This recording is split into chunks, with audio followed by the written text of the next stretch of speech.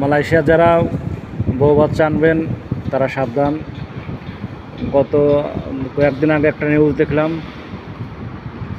যে মালয়েশিয়াতে বউ আনার পরে আর একজনের সাথে সে বউ পালিয়ে গেছে।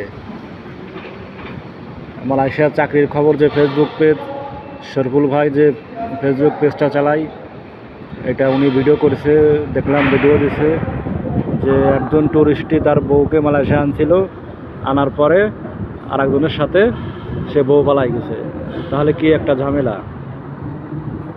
আরও তো অন্য অন্য ঝামেলা আছে মালয়েশিয়াতে, বিভিন্ন ধরনের অপারেশি অন্য অন্য ঝামেলা আছে। তো যারা বউ বাচ্চা আনবেন অবশ্যই আগে জেনে শুনে তারপরে আনবেন।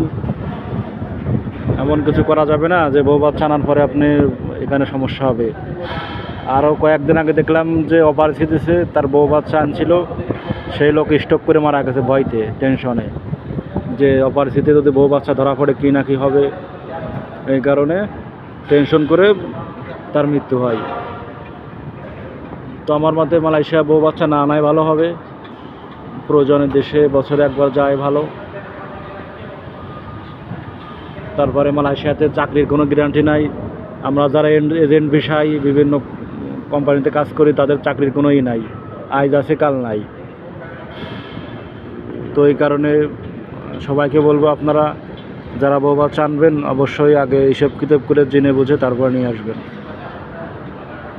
আসলে সব শুনতেও হাসি পায় বাবা, কষ্টও লাগে যে এত শখ করে বউডারে আনলো মালয়েশিয়াতে, আর সে বেচারাকে ফাঁকি দিয়ে চলে গেল, আরেকজনের সাথে চলে গেল পালিয়ে।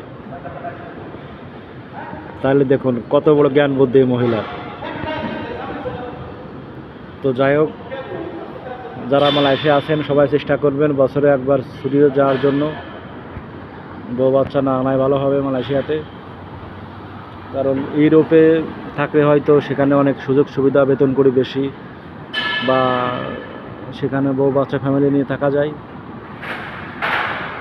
আমার মতে মালয়েশিয়াতে বউ বাচ্চা না আনাই ভালো। আমাদের এখানে পাশে নতুন একটি প্রজেক্ট চালু হয়েছে দেখুন।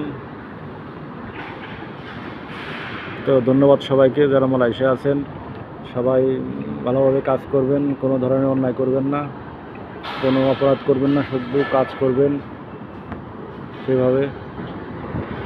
পাশে এলআরটি প্রজেক্ট, এলআরটি লাইন কাজ শেষের দিকে।